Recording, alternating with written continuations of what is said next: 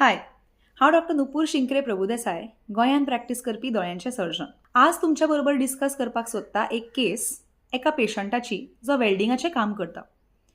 So आज तो म्हज्या ओपीडीन आयलो आनी ताजी कंप्लेन आशिल्ली की फाटले 2 दीस जाले ताच्या दोळ्यान कितें तरी पडिल्लें, जे कामाच्या बोवाळान ताणें इग्नोर केलें, म्हळ्यार व्हडलेशें ताणें मनार तें घेतलें ना. काल रातीच्यान ताचो दोळो सामको तांबडो जालो.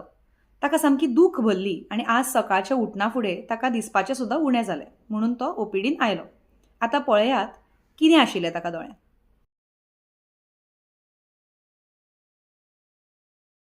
सो ही जी तुम्ही पळयतात ती एक मेटॅलिक कॉर्नियल फॉरेन बॉडी जी प्रॉबब्ली वेल्डिंग करतना ताच्या दोळ्यान भितर भरल्या. अशे तरेन आमी ही कॉर्नियल फॉरेन बॉडी काडटात.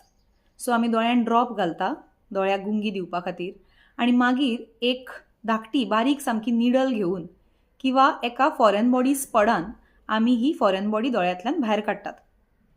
ही परिस्थिती जर प्रिव्हेंट करपाची आसत जाल्यार the best way is to use protective eyewear किंवा फेस शीट्स.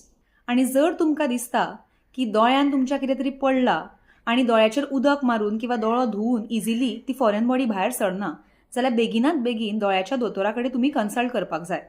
कारण अशी फॉरेन बॉडी जर चड तेंप दोळ्या भितर उरत जाल्यार दोळ्याचें इन्फेक्शन जावपाक शकता आनी ताजे कॉन्सिक्वेन्सीस सामके डिझास्ट्रस आसूंक शकता. दोळ्यांची काळजी घेया अँड टेक केअर.